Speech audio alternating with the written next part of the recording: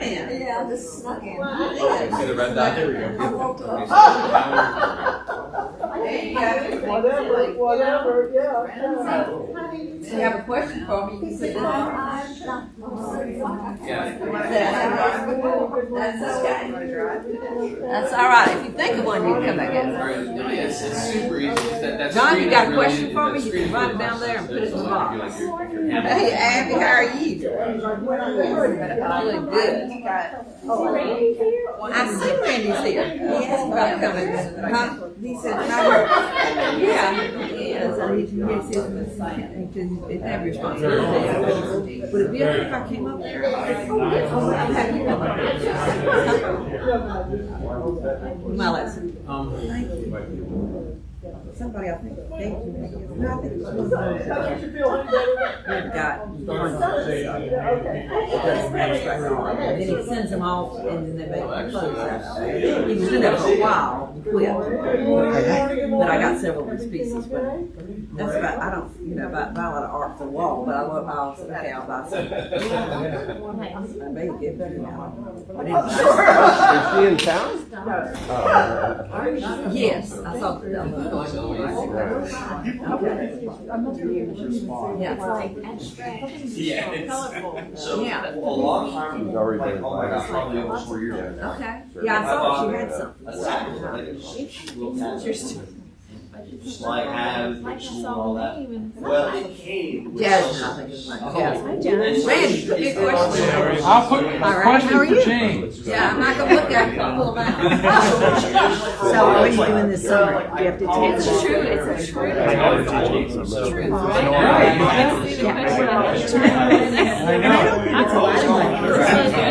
I almost did it one time. There was an old chair many years ago.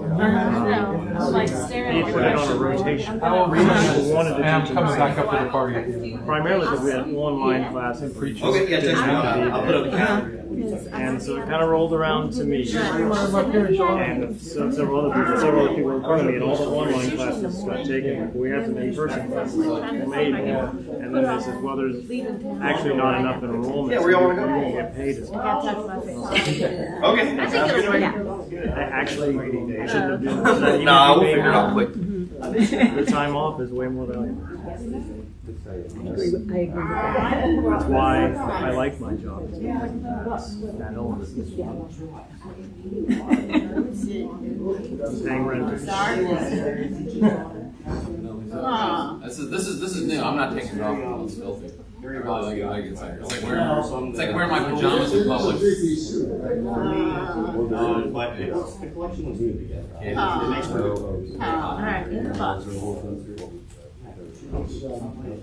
Yeah, well, I didn't get any kind of hint that there was. Thank you, Randy. Yeah. Did you put two in there? Just one. Okay. So good to see you. Yeah. All right. Yeah, walking. So, Yeah, well, last thing this was is okay with Diane. How you think things go? You said that the issue can go in. That was that. Oh, the court thing was just. Yeah. And then last night was interesting. Oh, yes. But Chris texted me this morning because Chris spent the night with him in the hospital because Amber had to go home with her other kids. So Chris went over, spent the night with him at the hospital, and they're taking him probably the same time as going to see him. So they get a full psychiatric eval, which is what he needs. I talked to him and he was like, and he was pushing, he said he was going to hurt himself, and he hurt himself, and so finally she called the police and they went at 10:30. I know. Which was good, that's what he needed. But then he was like, I didn't really mean it. I don't think But then the doctor came in and started, the doctor was This isn't something that I it may only be for a couple, 3 days, but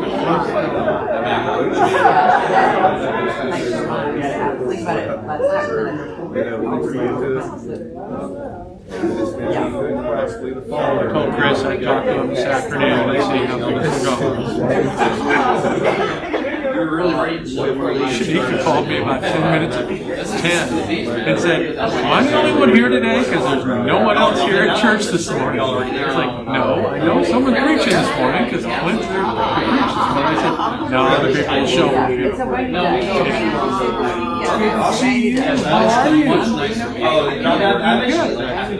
Was that you I saw out disco dancing?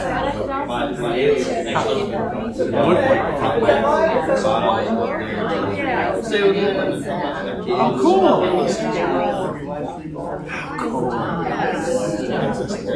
It looked like you're having a blast. Yeah. Like regular? Yep. Excellent. I love it. The little dogs are not like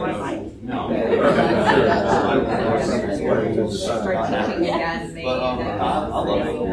grade. Yeah, my final grade. So you are teaching a class each summer? I'm teaching two. Okay. One of them is like 6 Okay. 10. Okay. And then the other one is but it's in the second half of the term. Okay.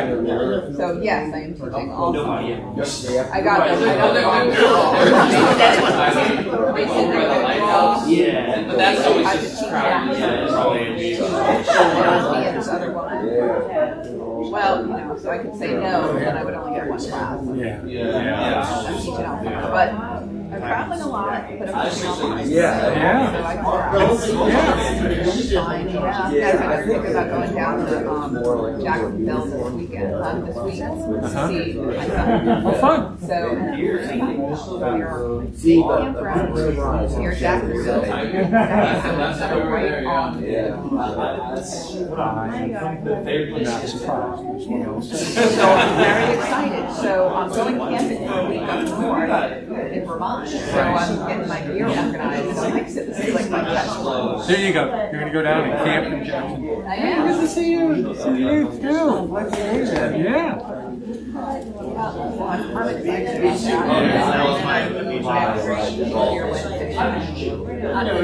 One after granddaughters. I don't even know how I can say this out loud. 17. I don't even know. So you adopted your child when you were 12. That's what you're going with. I know, right? It's crazy. Good morning.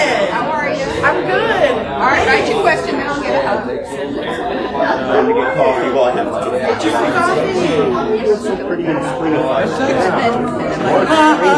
Wow, you're fresh back to your son. And then we're going to Ohio. Okay. And we got an Airbnb on Lake Erie in the and we're taking my so that's kind of nice. That'll be fun.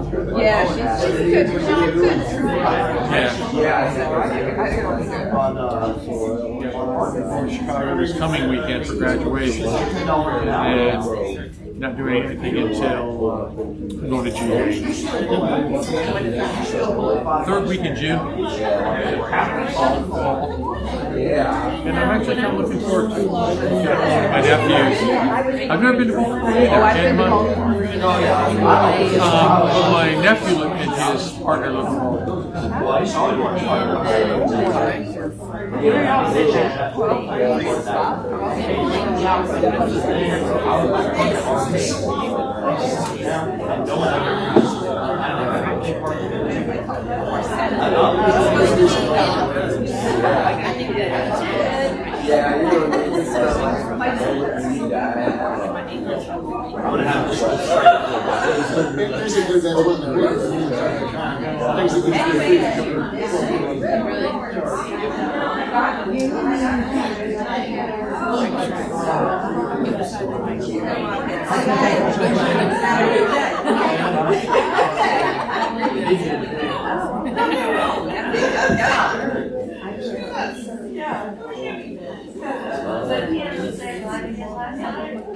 You think people will watch the Oh, yeah, I understand. Because you're not at home. She, I know they said she's supposed to be back this week. Last week.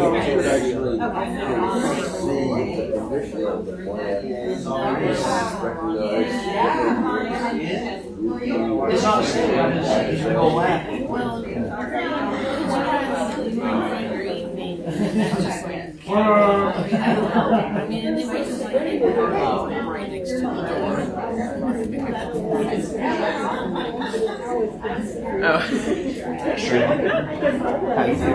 Look, I haven't seen you in too long. It's probably been like 2 weeks. I got it running right now. This is really easy.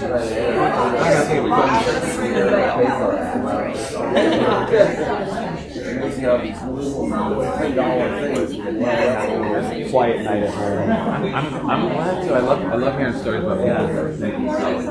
But we will do it again. Yeah, which is fine. We're in a little slower cycle right now. Now, before Al comes up here to welcome y'all, if you want to take a picture of this, you can, because this is the last time this slide's going to be up here. Here's Sherry.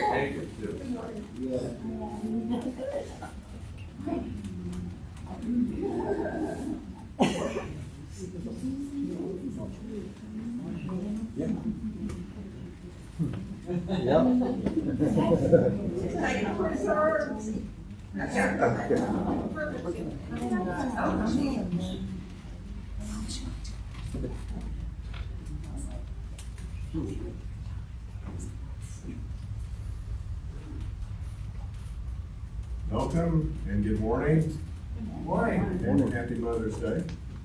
I'm Al, and as president of fellowship this year, my purpose in getting up here is to welcome everybody. Come, whoever you are, holding various beliefs, whatever your skin color or national origin, whatever your age or gender identity, whatever your abilities, whomever you love.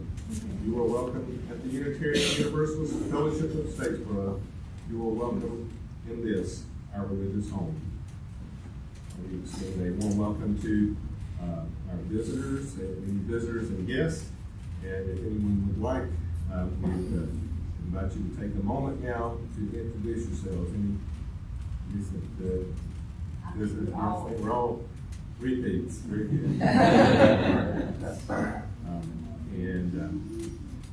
Thank you, members and guests, for sharing your resources during our offertory later in the service or via our website, which is at www.uustatesboro.org. In the month of April, half of our offering that is not designated as pledge, we have for now designated to go to the Boys and Girls Club of Bullitt County. Somebody was expressing concern about that as to their programming. And if it doesn't go there, if we need to reassign, it would go to Foster and Bullock. But I think this 3 weeks that we have actual services this month within the Boys and Girls Club. Now I invite you to join me in reciting our congregational affirmation. Love is the spirit of this fellowship, and service is its prayer. This is our great covenant, to dwell together in peace, to seek the truth in love, and to help one another. Our worship leader this morning is the Rev. Dr. Jane Page, in her last scheduled Sunday as our pastor before retirement. If you have any questions, just ask Mama Jane. So seriously, there's a box in the back, and if you have not yet done so, or any time in the service, if you think of one, you haven't thought of one, you think of a question you'd like for me to share during the sermon time, go back in there and write a question down, because if there are no questions, there's no sermon. This is the way I do it, though. There's one Sunday a year. One Sunday a year, I don't prepare a sermon. You prepare it by asking your questions and putting them in the question box and challenging me to see if I can come up with some kind of appropriate answer. Well, happy Mother's Day. Happy Mother's Day. And we're going to dedicate the chalice lighting this morning for mothers and mothering. A lot of mothering goes on by people other than birth mothers like me. A lot of mothering goes on. To those, we're going to celebrate those who have nourished the light of truth and compassion in growing minds and hearts. And to celebrate all of you who've committed time, money, energy to the growth of others in this world. So we'll light this chalice to celebrate and hold dear that flame of love. I'll invite you to say the chalice words with me as I light the chalice. Then I will give you a note and we will sing Rise Up, O Flame, and Rise Up with it 2 times.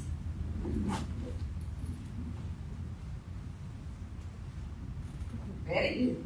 This is our chalice of love and light, uniting us all by day and night. Rise up, O flame, by thy light glowing. Show to us beauty, vision, and joy. Rise up, O flame, by thy light glowing. Show to us beauty, vision, and joy. And while you're up, if you will turn around and greet your neighbors.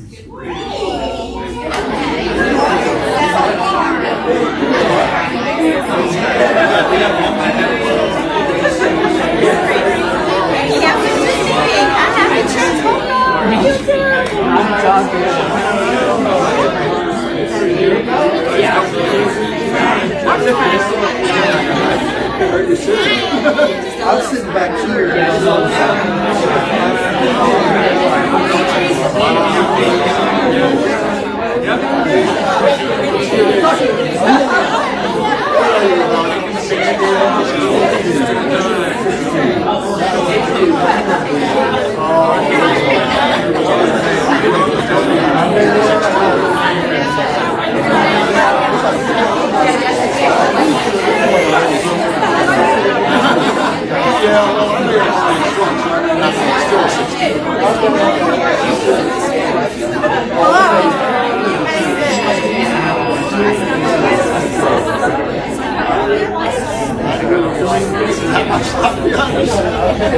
They're great.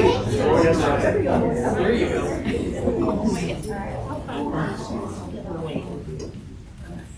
I'm glad we have some children here today, but this story, as all of our time for all ages, is for everyone. A story for all ages. It's called The Goodbye Book by Judith Bjorst, and I think you can appreciate it for this occasion. Don't go. I don't want you to go. I don't want you to go to a French restaurant and leave me home. I want you to go to McDonald's and take me with you. I'll even go to the French restaurant. No, I won't have fun with the babysitter. I hate babysitters. They can make you eat vegetables. They could make you watch the TV programs they want to watch. They could even make you go to the bathroom before you go to bed when you don't have to. I didn't say they did, I said they could. And also, I'm sick. I'm getting sick right this second. My head hurts, and so I can't see, and my knee hurts, and I can't walk, my throat hurts, so I can't swallow supper or water or anything except a little chocolate chip ice cream. Maybe I'm dying. Don't go. Don't go until you've read me one more book. Okay, half a book. Okay, a poem. I'm really mad now. Mad. Tomorrow when you say good morning, I'm not going to say good morning. And tomorrow when you say, guess who we met at the restaurant? I'm not guessing.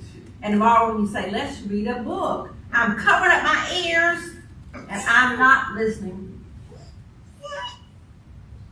Maybe I won't even be here. Maybe I'll run away and find a new family that always stays home and never goes to French restaurants.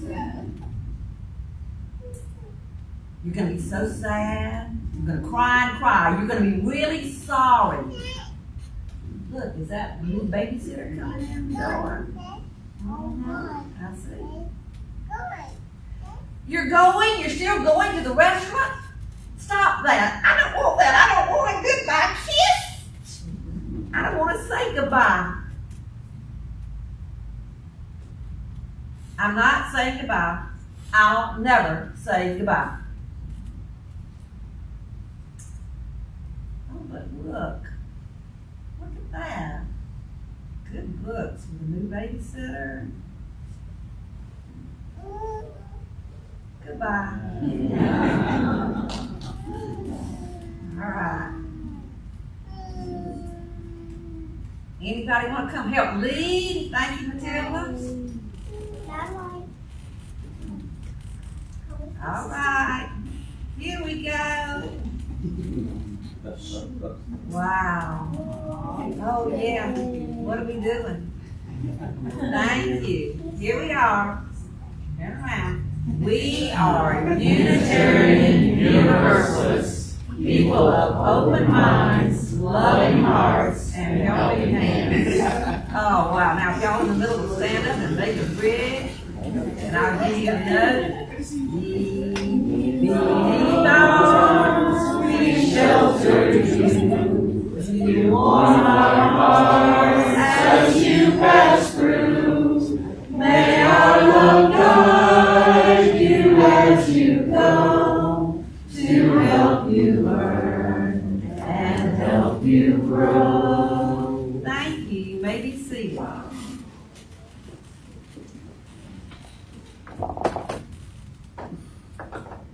I have a reading for you today, again selected especially for today because it's the beginning of summer, even though it doesn't look very summery right now with our rain. But we have to have rain, right?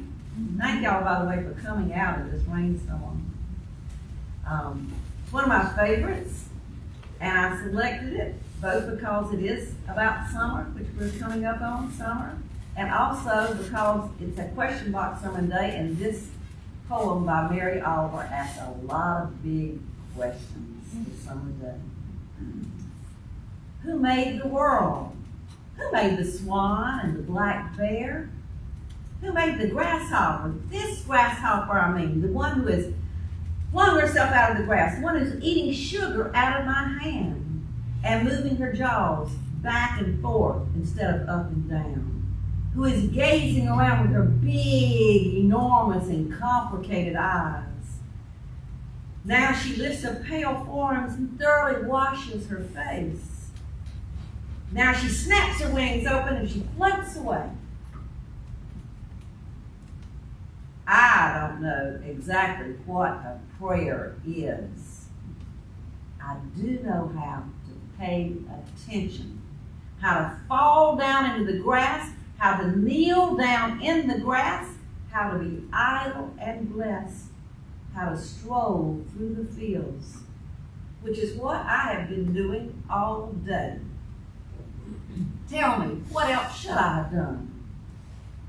Doesn't everything die at last and too soon? Tell me, what is it you plan to do with your one wild and precious life? Mary Oliver. John Page, will you bring me that box up here, please?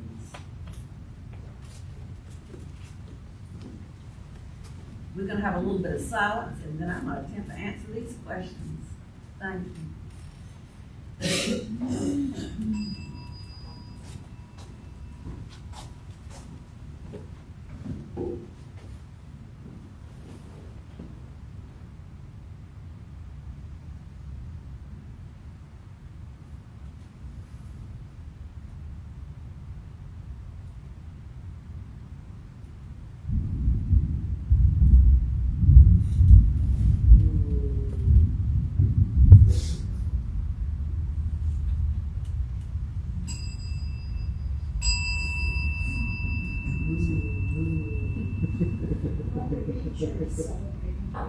Yeah, flowing.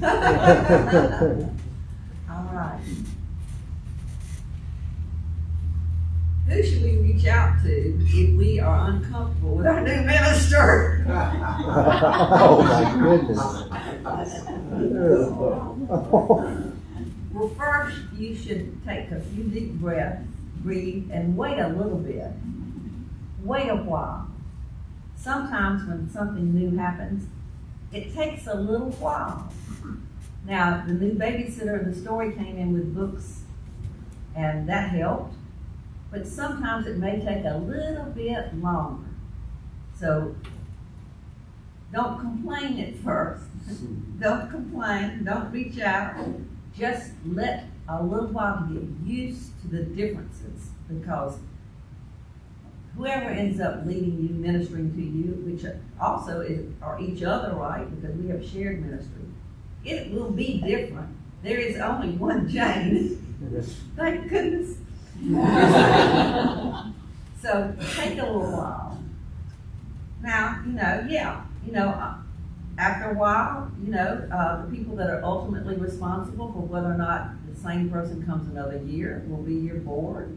And so there are possibilities there. But I bet if you give it a chance, you will find that you can learn something really good from whoever leads you, whether it's leading you to one another or ministers. There are good things that everybody has to offer. So take a little while. Wow, that's the one that hits you when you for the first one. What plans for RE do you have? No, I'm sorry. CRE? You have from retirement. I'm sorry. Who wrote this? What time for what? I'm gonna just pretend like this says for fun. I don't know what it says. Maybe for recreation? What plan? Obviously, what plans do you have in retirement? Well, after you all send me off on May 25th, when we have the potluck at our home, Greg also retired this year. Gave his last test Friday. And so after the 25th, May 25th send-off, first thing we're going to do is go to Scotland.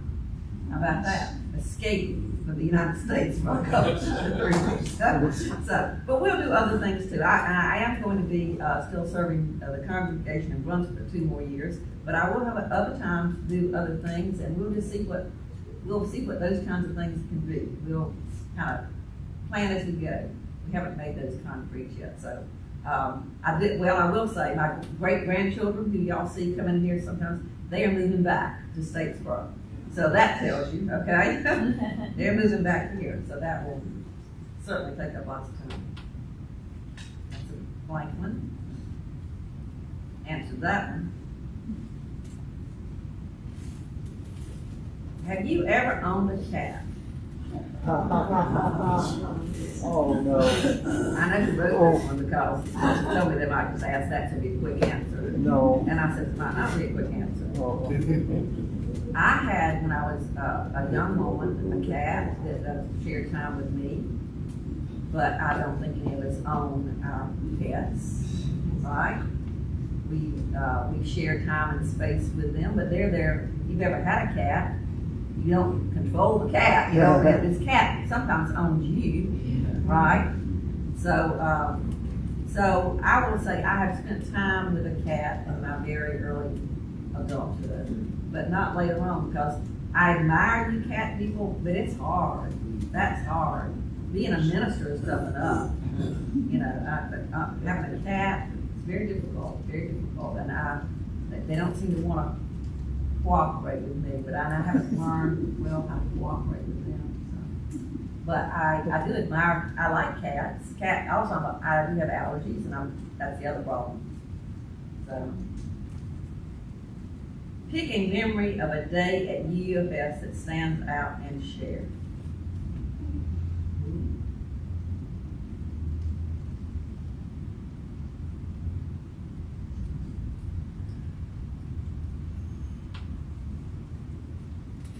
Well, I have to say that, and many of you were not here, some of you were, but my ordination and installation was really quite memorable.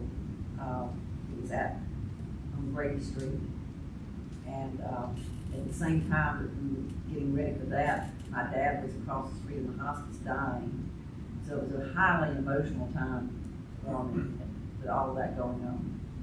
But some of my minister friends were here to help with the day, and that was a very memorable time, I think. And gosh, but if I start naming others, they're just too many and too many things. Some of the things we do a lot that we've done through the years, I won't name one particular one, but I have loved our Christmas pageants. Because they're unrehearsed, and that every year something happens that is just, you cannot predict. And there's some years it's all kids, a lot of times more recently we've had many adults playing as well. But too many things to think about, I think. All of it has been treasures, sweet, sweet treasures, as you are. Please, Mama Jane, share some wisdom for life after 50. Gosh, 50 was so long ago. I'm 74. Now, I will tell you, though, that is, turning 50, that is when that's the time of life that things shifted for me. Life has been so much better. So much better after 50. For one thing, you just start accepting a lot of stuff that you can't control. You quit trying to fix everything, and you say, okay, that's, that's a big thing. I don't think that your life has fewer obstacles. In fact, you have more aches and pains as you get older. But you begin to be able to live more deliberately. You kind of listen to those poems like Mary Oliver did and said, what do you want to do? You realize that, okay, maybe at least half time, what I want to do with the second half, if I have a whole second half or whatever I have left, and you begin to appreciate it, and it just gets better. So people that tell teenagers, oh, this is the best years of your life, I said, please don't tell them that. No. No wonder they, no. It gets better as you get older, or you learn to live with it more. You have difficulties, but life is better. Will you miss us? Oh, I have been missing y'all already so much. I mean, but here's the thing. I'm making an agreement that I will not be coming to services. Okay? But I'm going to be your friend. You're going to see me. I mean, we're going to be, you know how it is. You end up going to the same places. You run into people. You do the same kinds of things. So I fully expect to be seeing you even next year when I'm away from the services. I'm going to get off of the Facebook church page, but I'll be there on Facebook too, those of you who are on Facebook, and I'll be in town. I'll be, around, but I will not be your minister. So you can see me. Hey, friend Jane, I see you. Let's chat for a minute, whatever. But I won't be your minister. I'm going to back off from that. But I'm not going to go stick my head in a closet and stay there when I'm in Statesboro. I'll be out and about. You'll see. Somebody said, well, we'll miss your voice in the community when things come up. And I said, my voice is not retiring. Okay. What memory comes to the mind of an early time you really felt like a minister? I felt like a minister long before I became the official minister. I felt called to be a minister early in life. And so there wasn't a huge I think I'm a minister kind of thing. I felt that I wanted to minister to people And that's why I'm glad now we had this idea of shared minister, because I want the idea that only somebody who has a certain degree or stamped for approval by some group or something is a minister. We are all ministers. So I felt the need to minister, to be there for people, to share with people from an early age. Now, I grew up in a church that I could not become a professional minister, not even a deacon, and they still can't. But I was able at some point in time to move on from that in life. And then when I was at my halfway house, Pittman Park Methodist Church, I got my training to be a lay minister, and started being able to actually be okay to preach, in front of people, this. And then when I came over here, started seminary. But so I felt like a minister. I felt like I wanted to be a minister from the time I was about 12 years old. Because we had youth group, youth day, youth night, or whatever, and we'd take over, and I always ended up being the piano player or the organ player, but I knew I'd never get to be the minister, Sometimes they'd select a guy that was like really bad. I mean, some of them were good, some of them, but it had to be a guy. Oh my. What are you looking forward to doing that you and Greg have not had the time to do? Any advice for upcoming retirees? Well, I've been watching some of you retirees and watching what you're doing, and so, actually, I'm trying. Y'all know I let plants die. Right? One time Sherry, when I had some occasion, came up and gave me a plant. I thought, Sherry Barr knows how to kill this plant. She's giving me a plant. But she probably knew what I was going to do with it, which I gave it to John. But I am trying to learn. My son John, is teaching me a little bit. We pull up all the big high shrubs that we keep having to cut back around the front of the house, and we planted basil and parsley and asparagus and what is it, that stuff? Nasturtium. I've been eating those leaves. And so I'm listening, I'm watching, and I'm going to try to learn more about gardening. I really am. I'm trying to, not know when to water and when it's going to be tough for me because I'm not a natural. But you can learn things, and so that's one of the things. I think I've got time to do now. Before I said I ain't got time for that. Well, now I have time. I hope to do a lot. I'm going to continue writing. I will not be writing more sermons, but I'll write more things about other things that maybe I didn't think I had time to write before. We're going to travel some. Travel some during the wintertime. Before we all are traveling is sort of condensed to the summer, and there were places that I did not want to go because it was hot. I don't like to be hot. So I said, Greg, we have to go up. We'll go to Iceland, we'll go this way, Canada, up. But now we can go to other places because we can go in the winter. So I won't be snow skiing though. Been there, done that, that's okay. The things I won't do, I'm very careful now about, I don't want to do anything where I may fall. But my advice for upcoming retirees is just don't sweat it. Don't make me plan to, this is what I'm going to do, because, I've known too many retirees that when they retire for various reasons, they can't do that.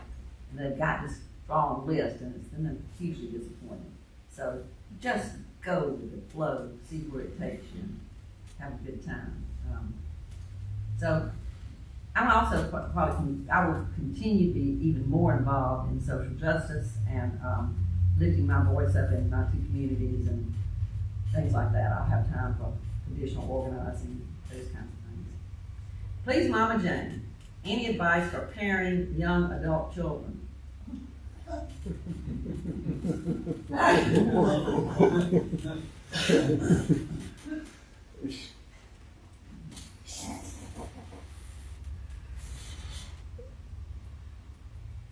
I would say that the best thing to do, again, take a step back and breathe, take some steps back and realize that your child is an adult maybe not be doing adult things that you would hope for. Be there for support, for encouragement. But if you nag or you try to put certain kinds of boundaries, you know, it's not gonna work very well.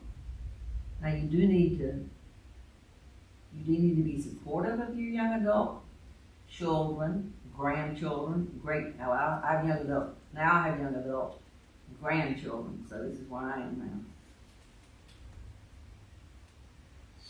Support but not enable. That's hard. There's no easy answer to that. It's like walking on a tightrope, you know, which way do you lean?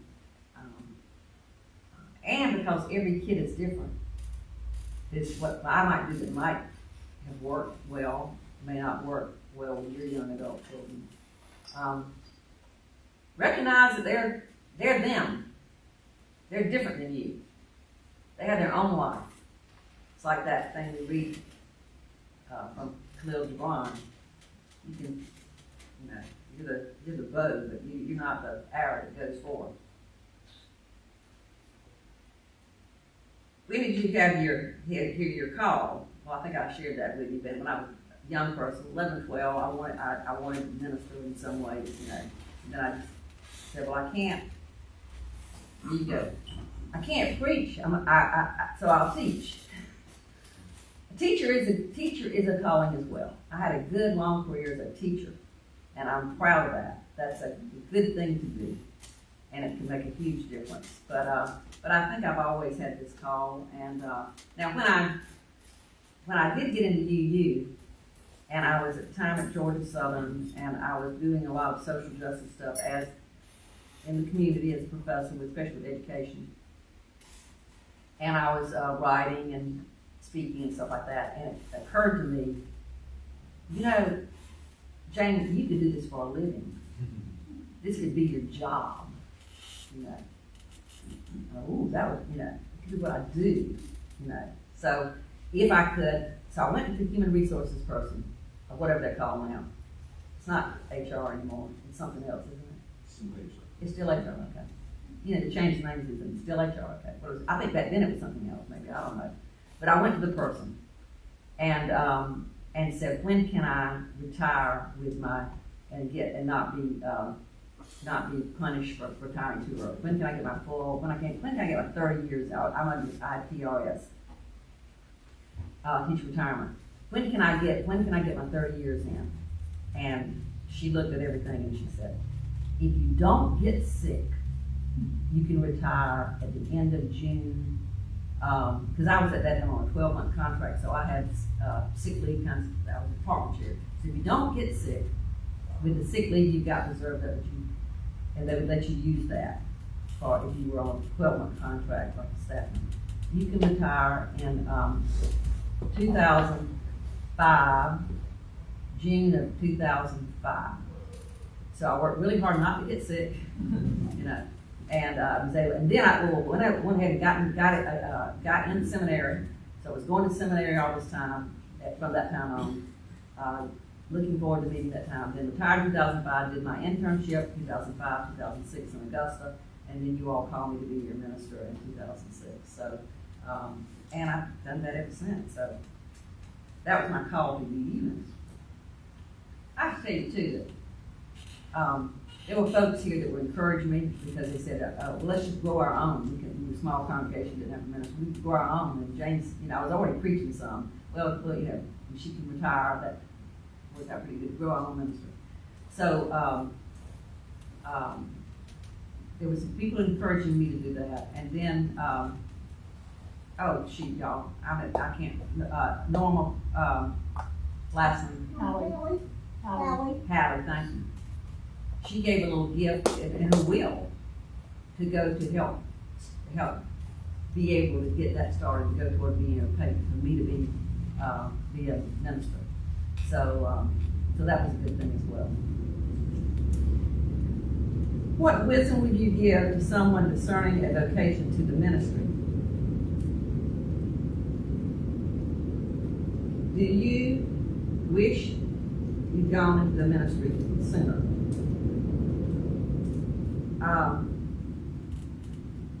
I'll answer the last question first. No, I don't think I would have gone any sooner. I think for me, it worked out fine. I mean, yes, I thought it way back when, yes, I felt like that, and it wasn't an option for me. It wasn't an option. But gosh, I'm so glad that it wasn't an option. I could end up being a Baptist minister. So, it's all fine because not being able to do that made me open my eyes when I was a teenager as I was reading the Bible and everything about the whole thing, about patriarchy and all that stuff. That sort of helped me to wake up to the whole stuff, to everything. So maybe it was good when you think about it that I had that boundary there that I couldn't cross. It made me look beyond that and made me think in a wider, bigger way. I think that's what happens sometimes with some folks who are constrained.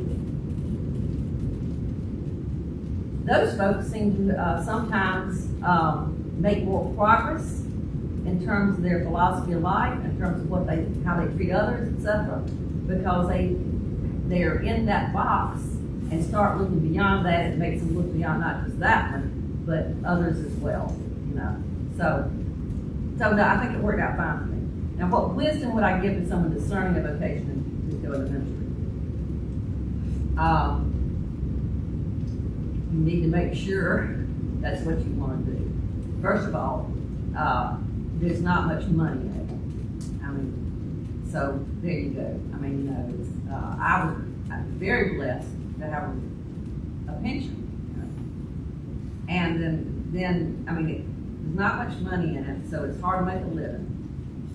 I have a lot of colleagues who are really struggling, especially if they've got big student loans, really struggling. It's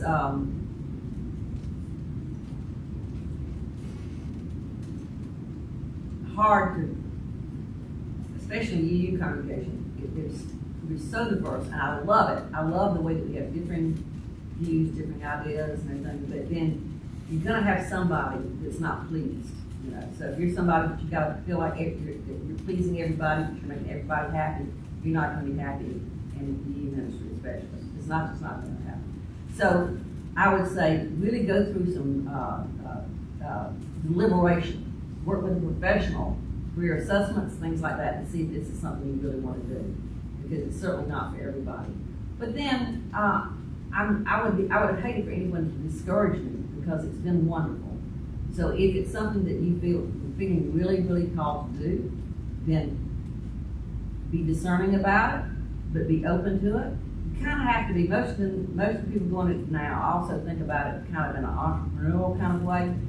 Which, if you want to know the truth, what you should really do is talk to black pastors. Almost all of them do that because they have to. All of them have their business or whatever, and then they're preaching and they're ministering. So you almost have to have some sort of, what am I going to do for my other job? Or what am I going to do in that kind of way? And so we have a lot of people, entrepreneurial kinds of ministers that minister to a congregation, but maybe they're also consulting in other ways, doing chaplaincy or doing some other kinds of things. So be open to being a multi-employed person, if you're going to do it. And hopefully there will be people that want to do that, because we need ministers and we need people to go into it. So I don't want to discourage anybody. I'm just saying it's not an easy job, because you almost can't take the hat off. You're always the minister. Middle of the night, things are coming in my head. It's very, and I know some of you are like that in your jobs as well. But it's very difficult. Sometimes when Greg and I can cross an ocean, I can kind of remove it a little bit. You don't have to go across the ocean to be able to kind of. But people need you, and so it's not an easy job, but it has been, though, a very fulfilling kind of work. And to be honest with you, I hate to give it up. It's hard for me to give it up. But I also began to realize I'm getting a little overwhelmed. I can't seem to do everything at once, and so you have to recognize your limitations. And I'll be 75 in October, you know, I realize that. So it's not something that people say, oh, Brooke, congratulations, you get it, you know. This is not something that I'm like jumping up and down and celebrating. I'm accepting it because I can't do everything I've been doing.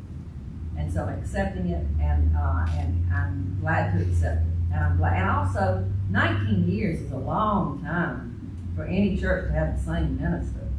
I know that as well, so I'm being realistic about that too. How do we be better neighbors to others in the Statesboro community? That is, you know, love your neighbor, love one another. I always say that over and over again.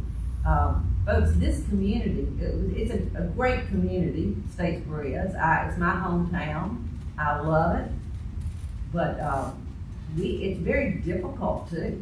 I mean, it's not like it was when I grew up here, but it's still difficult in other ways. And it's very difficult to love others sometimes in the Statesboro community, or to feel that you're loved by them. So I just say, you know, the best way we can love others is not only loving ourselves, accepting ourselves, but being with other people that love us. If you come here and get loved on, or other places, I'm not saying we're the only place, but if you come to a place like UU, that you feel loved, that you feel accepted, then you're more likely to be able, when you go out and you run into these people, to be more accepting and loving of them. You have to nourish yourself by coming here. Even on rainy days, come here, get some loving, feel some love, and then you can go out and you can be more loving to others and accepting of others. So I encourage you to keep coming. That's what you can do. Keep coming here, and then there are ways. We've had training sessions on how you talk to people who think a lot differently than you. One thing is to find that common thing first, and you know, even these people, you know who they are. They have joys and sorrows like you do. They have pain. They've been through some tough stuff. Some of them are also trying to deal with parents and children, or you know, and trying to sample. There are things that are there that you can connect with and you can talk about. And then when you connect on that personal level and you feel them as a person, then maybe you can talk about other things or not. You know, there's some things that some of my family members, I know it's going to end up in a really very difficult thing. So I just say, okay, we're not going to talk about that. And I know I wish we could, but some things we're not.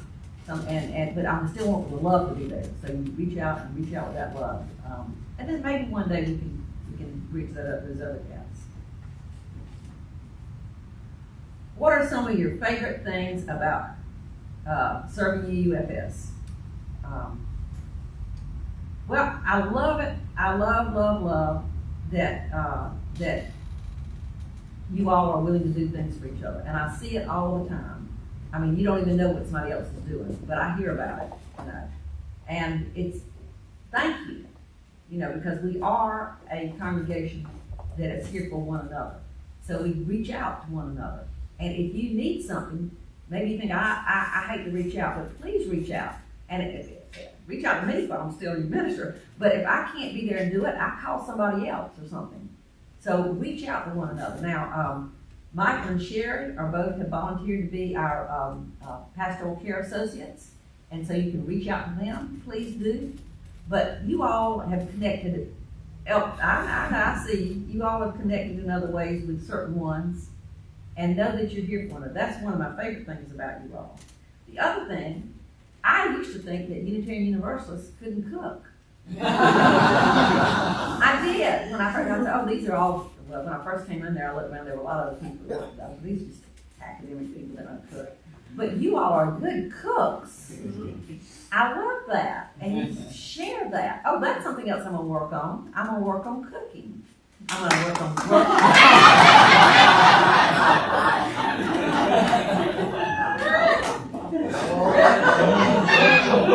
shut up on that one.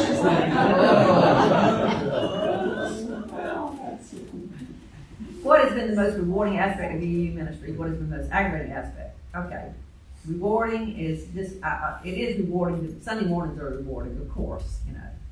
Singing, you know, I've loved, I've been able to thank you, Mo, and choir members for accepting me as one of your choir members.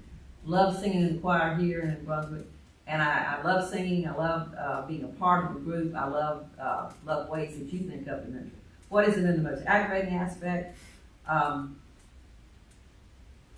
I guess it's aggravating when we know we need to do something, but we don't have the people or resources to do it. And we come at that a lot of times. We know we have a need, but we just say, well, we can't do that. And so, but we do about as much. I mean, with our budget and with our people, I'd say we do a doggone good job, you know, of what we've got. But there are other things we could do, and we just need more people to be saying, hey, I'll help. What can I do? You know, or I'll give. You know, so there are things we could do. So that's been, I've been worried, I don't know if it's aggravating, I've been worried about our children and about what we can do to nourish them more. And so we have good people working with them now and everything too, but they tend to, and our youth, you know, because we're so small that sometimes it's not enough for others to come in. But if we could, maybe through the mountain, get them doing some things there with that, some way to be more nourishing for our young folks, because we want them to be a part of the community too. We want them to be here too. So that's been a little, I won't say aggravating, but worrisome maybe as we go forward. As you retire, what do you think you will miss most about you and UFS?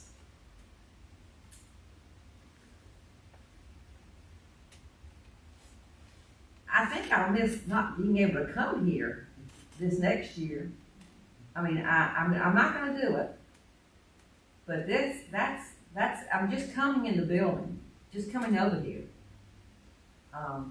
Has a lot of meaning for me. Just being here, it's not that, and being with you. Just and I'm going to do it because I know that's the best thing to do. But I think I will really miss that. So I'm not looking forward to that, but it will be okay. That's one way I am going to change. Instead of going back and forth to Brunswick next year, what I'm going to do is I'm going to go on the Saturday before the first Sunday when I preach. I'm just going to stay through the second Sunday. On third Sunday, I'll come back. So I'll still be here half a month because I got my grandchildren, other things to see about, you know, great grandchildren. My mama, but then I will just have that one Sunday, the fourth Sunday, and maybe a fifth Sunday that I don't, you know, not the second Sunday I can just go to church there. And finally get to hear Clint. I have all this time he's been coming. I've never heard him in person because I'm always at the other place. So, what gives you hope?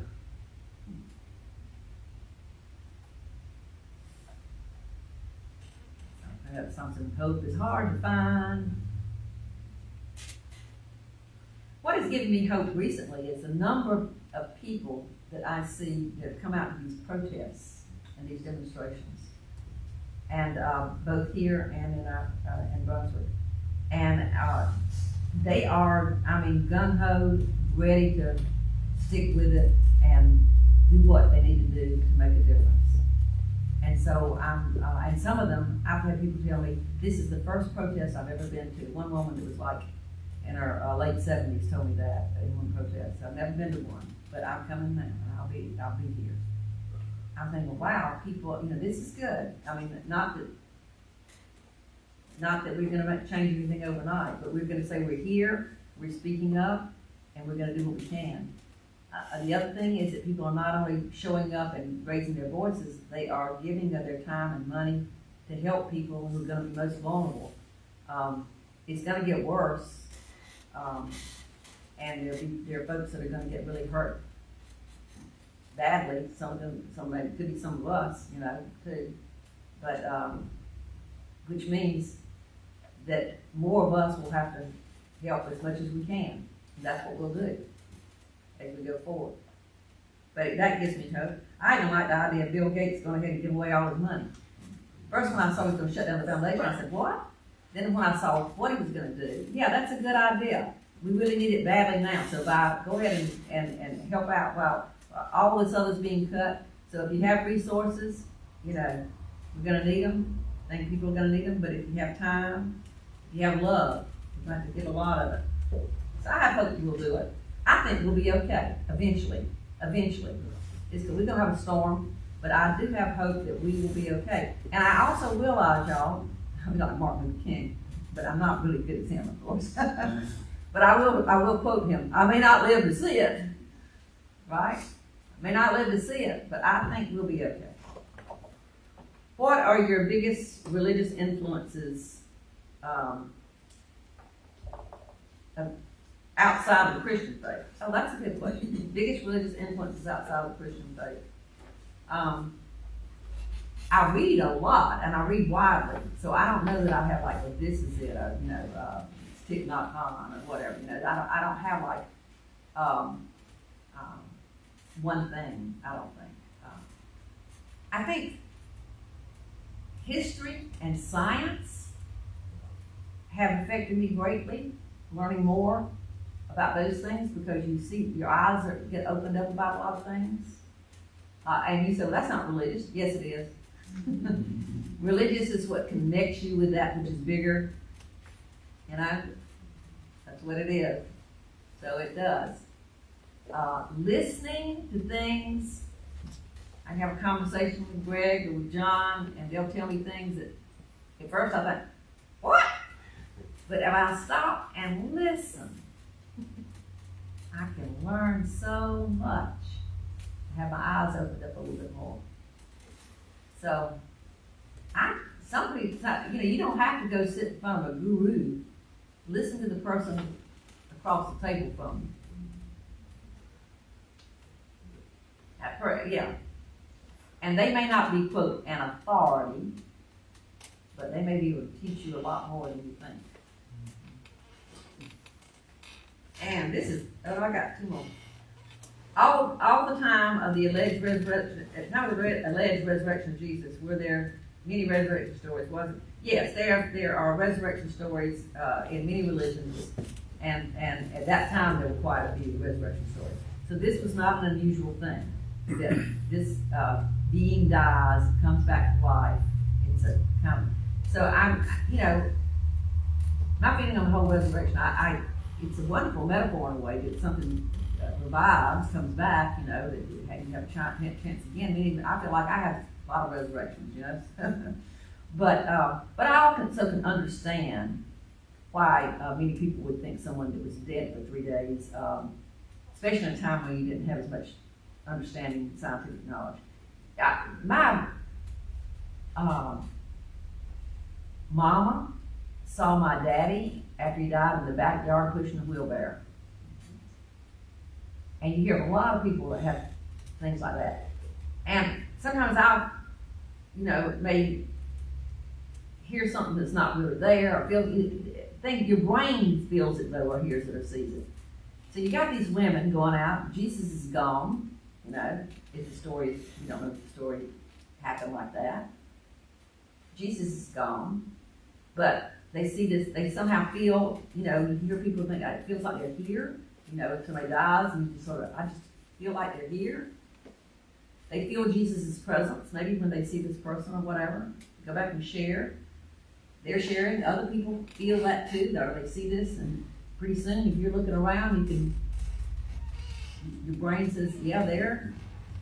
And this is somebody you love deeply, cared about deeply, and it's still in a time when a lot of things people think this is possible.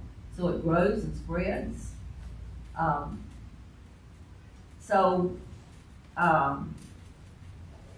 What was the question?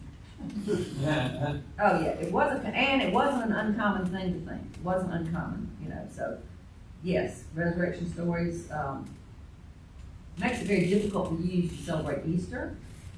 So some of people do a flower communion, whatever. This Easter, though, we had a great Easter story shared by Mo. And I've shared this for you to look at any kind of metamorphosis, resurrection, because in reality, we need resurrection. Somebody asked me about, what about salvation? Yes, we need salvation, but we need salvation not from hell, you know. We need salvation in this life. Salvation in this life. And y'all, you are my salvation. Unitarian Universalism, this faith is my salvation. It really is. What are you looking forward to in the next few years? I haven't spent a lot of time thinking about that, so I'm not going to be able to answer that. I mean, I know we're going to, like I said, we're going to go to Scotland and things like that, but I don't know. I'm looking forward to finding out. I'm looking forward to the mystery of what will retirement be like. How will this be for me? I think I will be okay. I think that I will find my place in retirement. And I think I can still be a minister. I may not be your professional minister, but I can still minister to people just like all of you do. So I think that's, and I will still speak in churches and stuff like that. But I think I'll do other things as well. I think I have many growth opportunities. I think I have a lot of good time to spend with Alec and Elena and do things with them. We'll see. I don't know, but I'm open to the possibilities, and that's all we can hope for, all right? I want to end this, y'all, with we're going to go a little bit over time, but it's my last day, so you put up with it. That's what, I should have had that up the whole time, ask Mama Jane. I'm going to end, though, with singing a song with Josh Groban that you're going to sing with me. So you have to sing it with me now, okay? Everybody's going to sing this. What I Did for Love.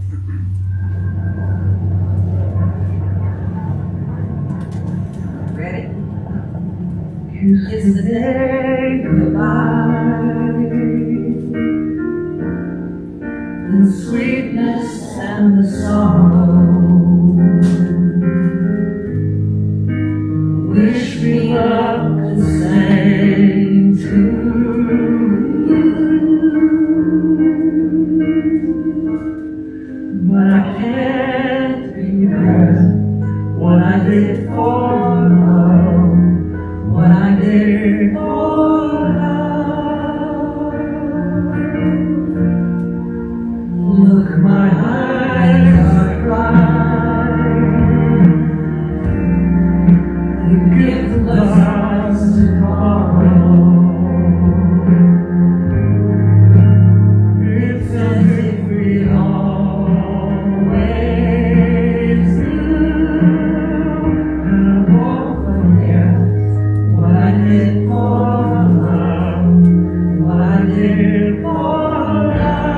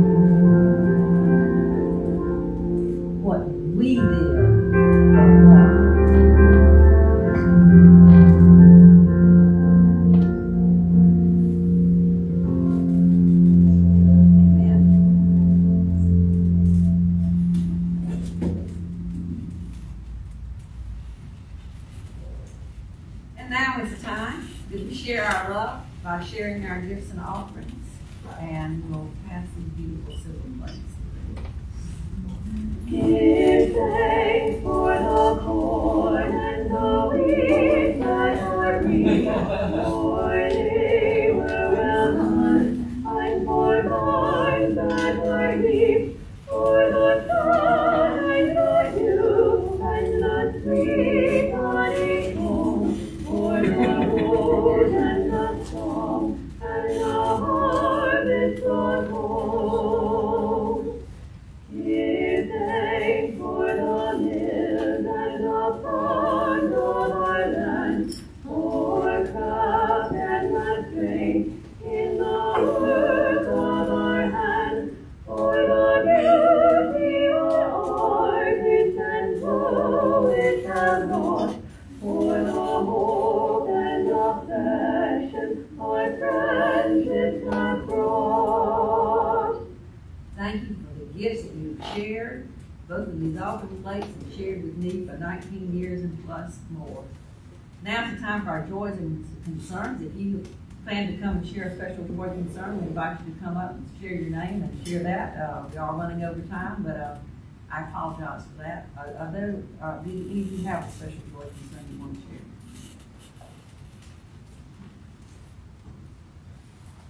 Our little candle went out. I'm pretty miserable. I shouldn't be trusted. Wow, okay. Several weeks ago, I thanked the congregation, the fellowship, for all the support we got when my husband was struggling with sepsis. He has been released from home health care. He is walking unassisted, and we are leaving tomorrow morning for our normal summer in upstate New York. So we thank you all, and I know that prayers and thoughts and warmth from here I know it helped me, and I know it helped him, so thank you. Oh, wonderful. That's great. Are there others?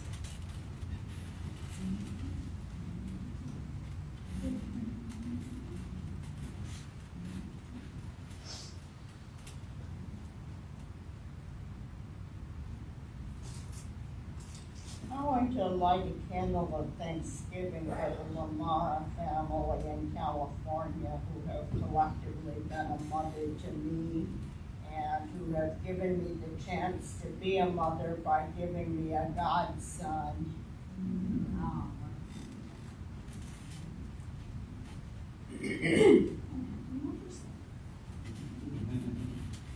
I'm Sherry, and I have a couple of pastoral care updates for you. Some of the folks we love who are not able to be with us right now. I wanted to let you know that Betsy and Jim still appreciate our love and support. Jim is at home. Y'all remember he had a stroke and he can't walk. They just ordered a wheelchair.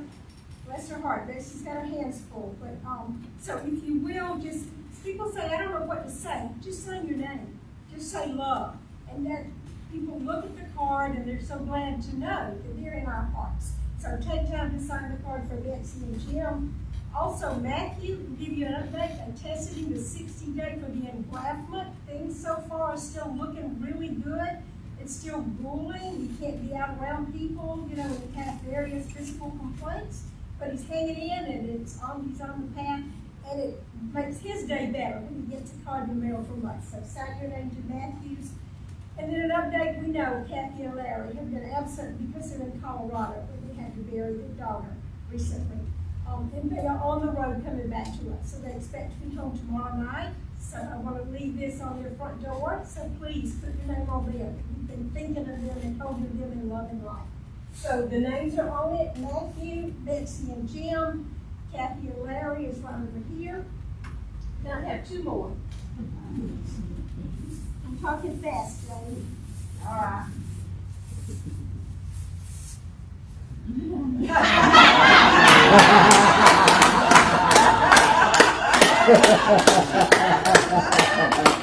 That's better because you've been being tutored by Joe. Yeah. Greg retired with help. Yeah. And it just felt biblical. This is a thing for you. Oh, good. Okay, great. So this is a gift for you to take home and them to help you plant and produce figs.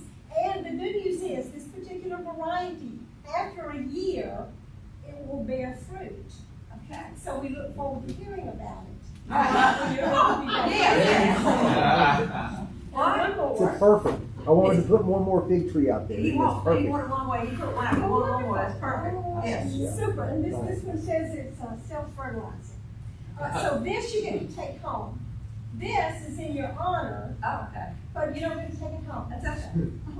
Because we want to be sure we remember you while you're gone. Oh, okay, thanks. So this is coming close beside it, if you will.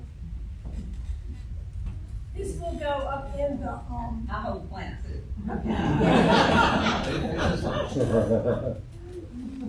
So this professional portrait of Jane, done on canvas, will hang in our hall. So we don't forget you. And anyone who comes will know about our minister of 19 years that we'll be missing for the next year. It's always in our hearts. Oh, that's wonderful, thank you.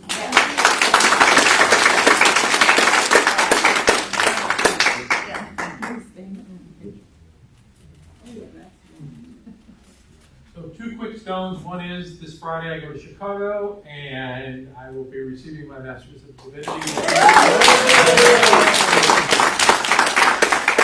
Thanks to all of you to let you know, just because I'll be back in a couple of weeks, but to let you know that next year I will be, I have a residency at Emory again. And I'll be one of the Emory hospitals, won't know which one, but I have a 1-year residency as a chaplain at Emory.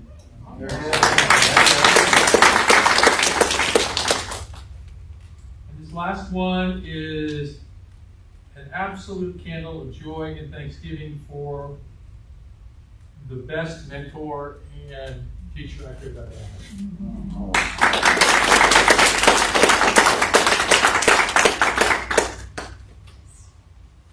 It just seems really, really appropriate. I'm going to cry that I'm Beth, by the way, that this is Mother's Day. Because, you know, I know so many people in the room feel the same way, that we come to Unitarian Universalism for religious and soul healing, but we also come for family healing.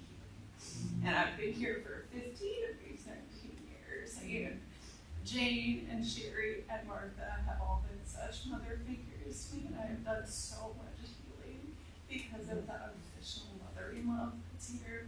So thank you. Yes.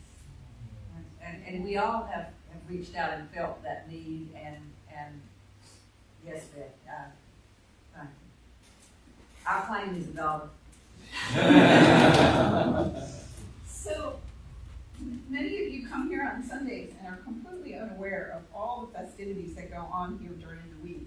So I just want to say, last night there was an enormous party in this room where about 60 people danced on a dance floor with smoke and disco lights, and it was a wonderful celebration of a year that one of the recovery meetings that meets here regularly has been meeting. And I think, I don't know how many people are aware of how much this building is alive 7 days a week. And last night was just a great example of that.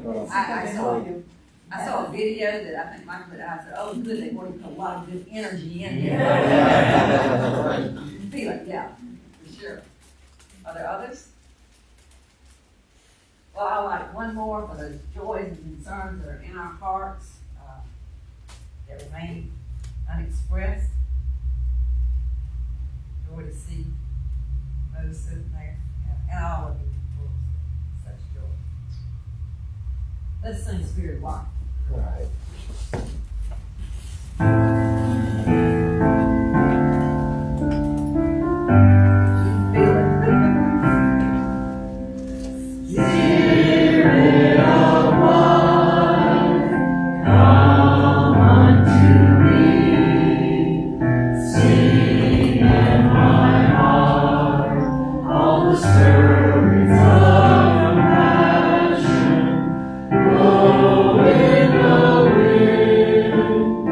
Oh,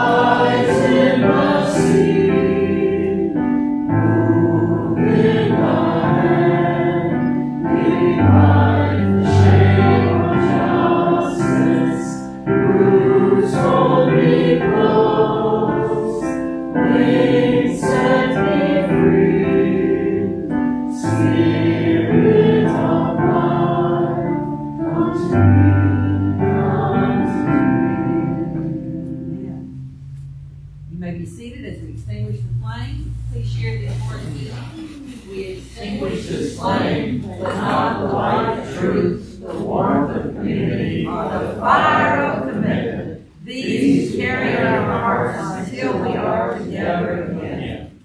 I know we got some good coffee and other things waiting for us, but do we have any announcements? Al? The board meeting would normally be tomorrow night, but we're rescheduling so that Kathy and more of the board members can attend.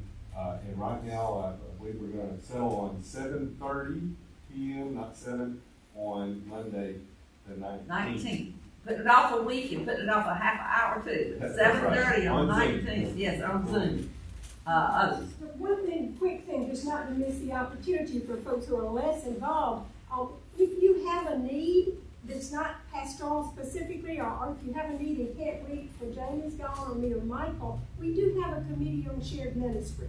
Thankful to Bard and to Adrian and to Mo who serve on that. And that is another confidential way you can reach out if you have a concern or a problem. Yes. Of course, to board members, and as Jane said, we're shared ministry. We try to take care of one another. But that is an official path. If you have a problem you've not been able to resolve within, then reach out to Bard, to Adrian, or to Mo. Thank you for that reminder, Sherry. One other announcement, you are all invited. We are having a potluck on the 25th, so we're not going to be here. We'll have someone here to tell people who show up that don't know about this. But the rest of you just come on to our home, and we'll have a potluck, and we got celebrate Greg's retiring, I'm retiring, and it's Memorial Day, and we normally do that anyway. So we'll have good stuff to eat and good times together. All right, let us sing one more time our benediction.